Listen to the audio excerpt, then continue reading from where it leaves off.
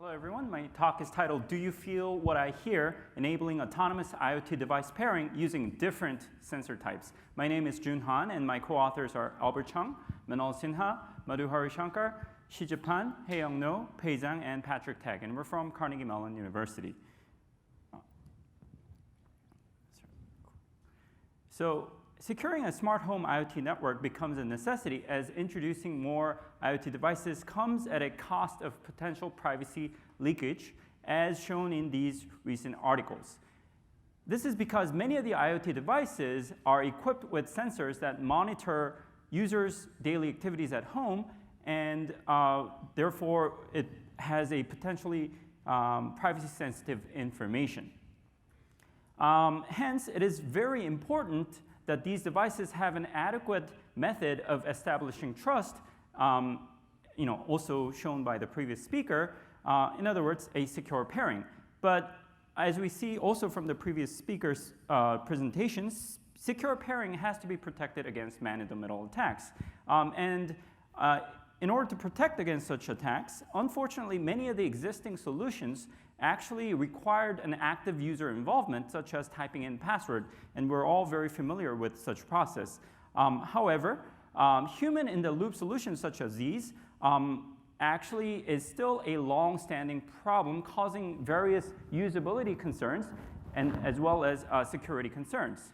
Well, I have a bad news for you today. As these devices are increasing with the advent of the IoT, especially in a smart home, there are various challenges. Specifically, I want to highlight the two main challenges.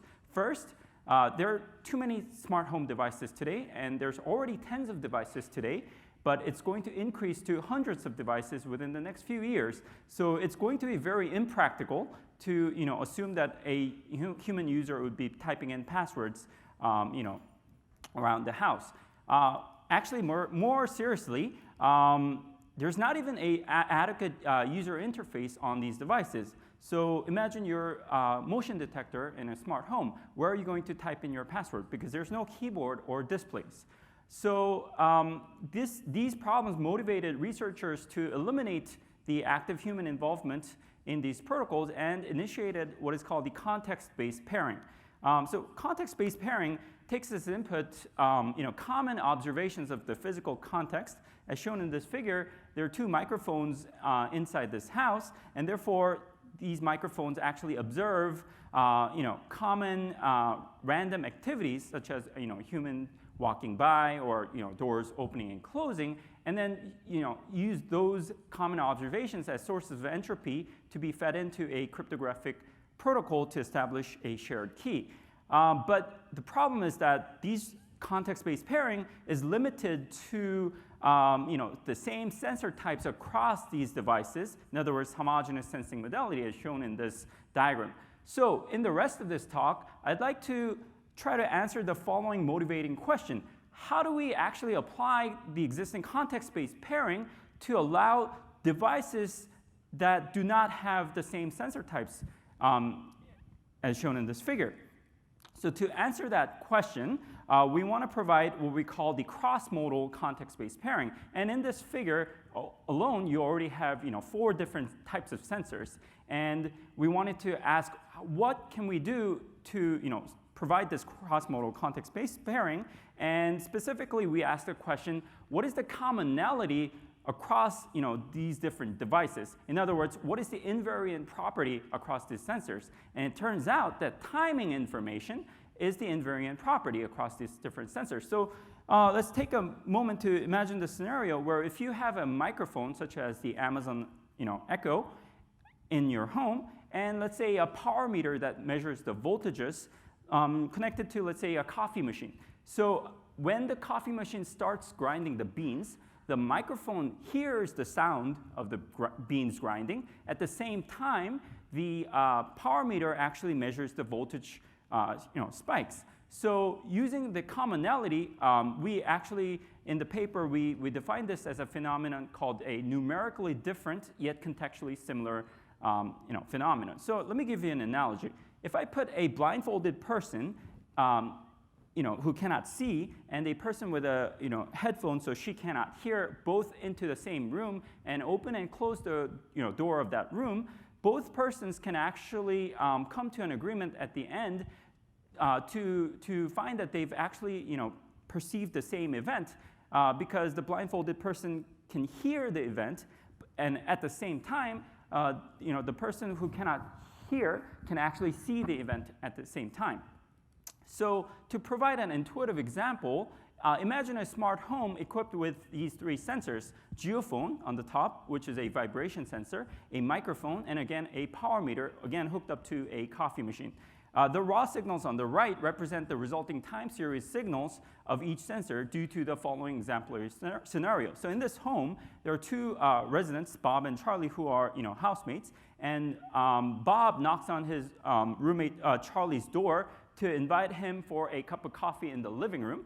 And then Charlie opens the door and joins Bob in the living room. They make 2 cups of coffee, and Charlie goes back to his room and shuts his door.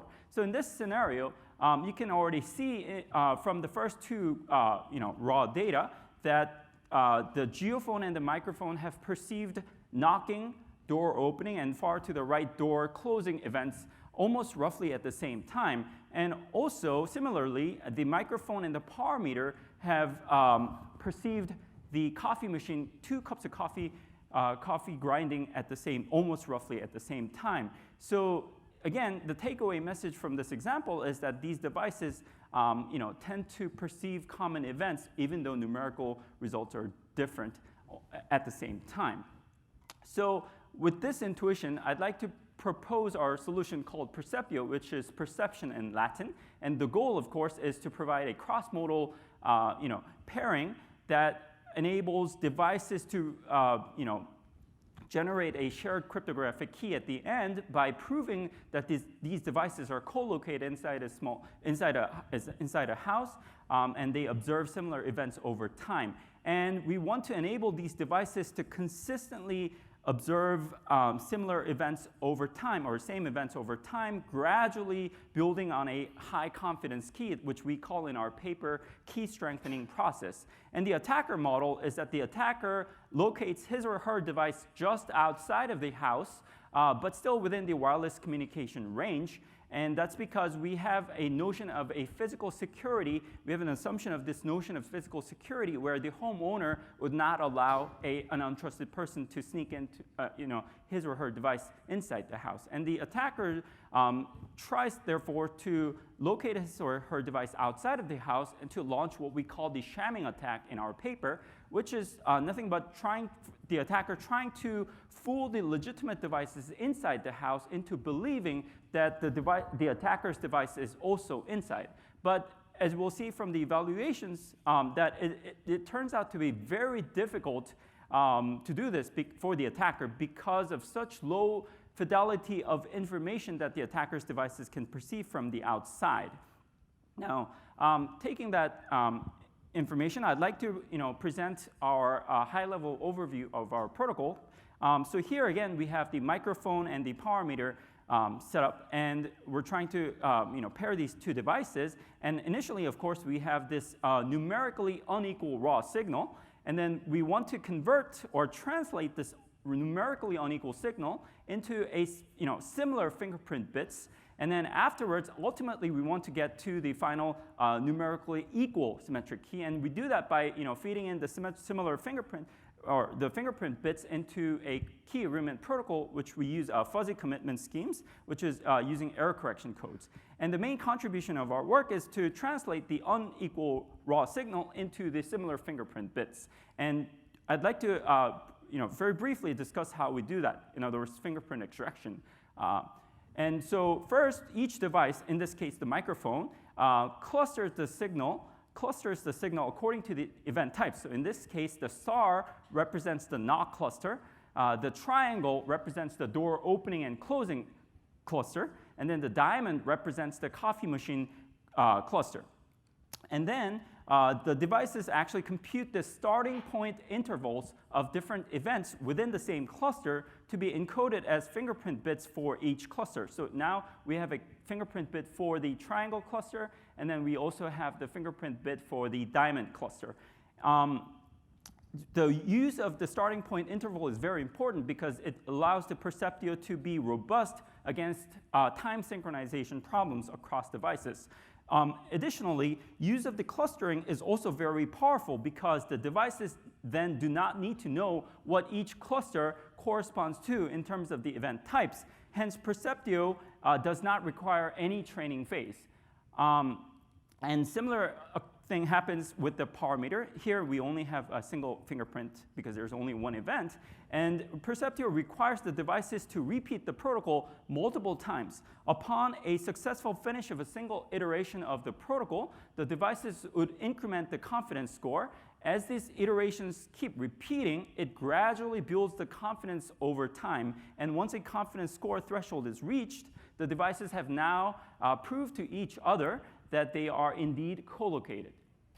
And so I'd like to now move on to the evaluation. And the goal of our evaluation, of course, is to demonstrate the robustness of Perceptio protocol even during the attacker presence. And we'd like to evaluate things like how likely the devices inside are to establish keys across each other. In other words, how similar their fingerprints are. And also, we would like to evaluate how dissimilar the fingerprints are across devices or between devices inside and outside. And we've performed a comprehensive evaluation across various parameters such as event, sensor, and floor types, and also distance between the sensor and the event sources, the background noise, and the effect of pairing time. So I'd like to present a evaluation setup. And here, what we've done is we've actually rented out an entire squash court. But on our campus, the squash court is actually like a single building just with a squash court inside. So it sort of mimics the single detached housing, which is the reason why we chose that spot. And we've filled up that squash court with various sensors that are representative sensors of the commodity smart home devices, such as the power meter, hooked up to a coffee machine. So we brought our normal Nespresso capsule-based coffee machine into the squash court. We've also brought microphone. We've also had a accelerometer hooked up on a wall. And we've also had geophone, which is a vibration sensor on the floor. And we've had a PIR, normal motion detector. And similarly, we also had this exact same types of sensors just outside of the squash court to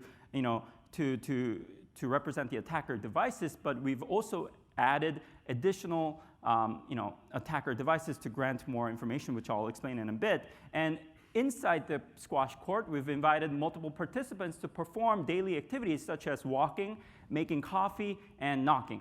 So specifically for the attackers, so now this figure illustrates the attacker devices that are located in the outskirts wall of the squash court.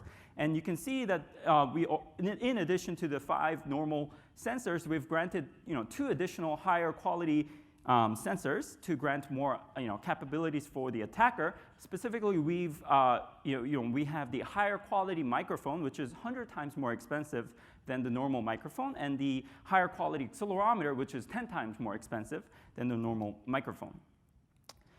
So I'd like to present the summary of the evaluations. So we found that from our evaluations that sensors inside the building detect events with much higher accuracy than the outside. And because of that, the pairs inside yield much higher fingerprint similarities, whereas the pairs between inside and outside yield low similarities. And it turns out that distance or floor types actually does not affect Perceptio because Perceptio is robust against reduced signal amplitudes. And that is because we've actually zoomed out from the actual time series amplitude, and we've actually looked into the timing information, as I have explained earlier.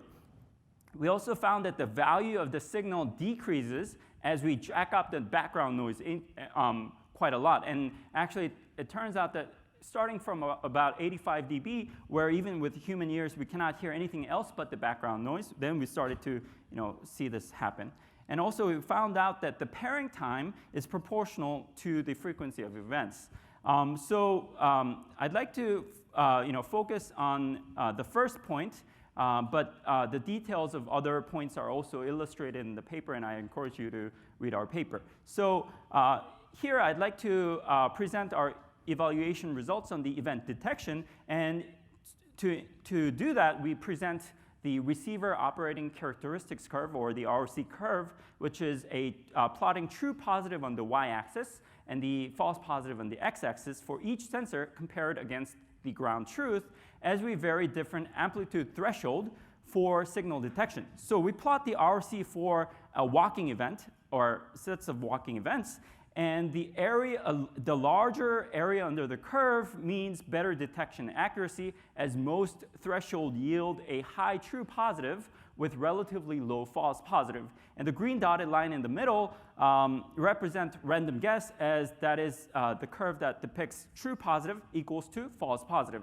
And the ROC on the left, the figure on the left, depicts the devices inside, while the right figure depicts the attacker's devices located outside. And each curve of each figures represents the different sensors. For example, on the left figure, we show the geophone, the microphone, and the motion detector ROC curves, and we omit power meter and accelerometer because they do not have the capability of perceiving a walking event. And the takeaway message is that all the devices inside, in other words, the figures on the left, have a high signal detection accuracy, yielding high area under the curve, while attacker devices outside, depicted on the right, yield low area under the curve that is very close to the random guess line. And with that, I'd like to conclude my talk. So Perceptive enables context-based pairing across devices that do not share any sensor types. And so we provide a more practical solution to context-based pairing. We also do not require tight time synchronization, nor any prior training phase. And also, we demonstrated a proof of concept implementation in a real-world comprehensive evaluation. With that, I'd like to end my talk. But before I end my talk, I want to announce that I'll be joining the National University of Singapore. So if you're interested in sensing or IoT security-related problems, I'd be happy to chat with you for potential collaborations. Thank you so much. And I'll be happy to take questions. Okay, congratulations on your new position. Questions? Can you state your name and association? Sure. Alex Gantman from Qualcomm. So in your experiment, how long does it take a pair of legitimate devices to establish, let's say, a 128-bit key that is secure against an external adversary? So that's a great question. And actually, there's not one single answer that I can give you, because that depends on various parameters, specifically how frequent the events are. So if you have a single housing that is occupied by a single occupant, then obviously it'll take longer because you'll have less activities. But if you have more people, then it takes shorter. Do you have any? Can you give us a range? But rough idea is like hours. Right. So it's on the order of like hours to a day from our experiment. But I'd be happy to give you more information. We've actually performed a simulation on this, and it's in the paper as well. Yep. Peter Neumann again. As someone who's played a lot of squash in his life, I was fascinated with your constructive use of the squash court. Recognizing that the Internet of Things forces you to think out of the box a little more, leads you to think that there is no box anymore. And I think you've done a nice job of cross-coupling things that are inherently looking like they're incompatible. But I'd like you to look at the longer future. Mm-hmm. You're doing essentially dynamic checking all the time here. Right. Can you have a hybrid model where you combine this with some way that also uses, say, public key crypto or something like that in the future, where standards have emerged and suddenly you have the possibility of having some standardization across all of the things that are going to be involved, and envision a combination of your approach with something that helps in the initialization process. I think there's a mammoth problem here when people start hooking everything in the world up to their Internet of Things in the house, how do you configure all of that stuff, and how do you do it? So can you conceive of something where actually you are using your approach in combination with other approaches such as cryptography?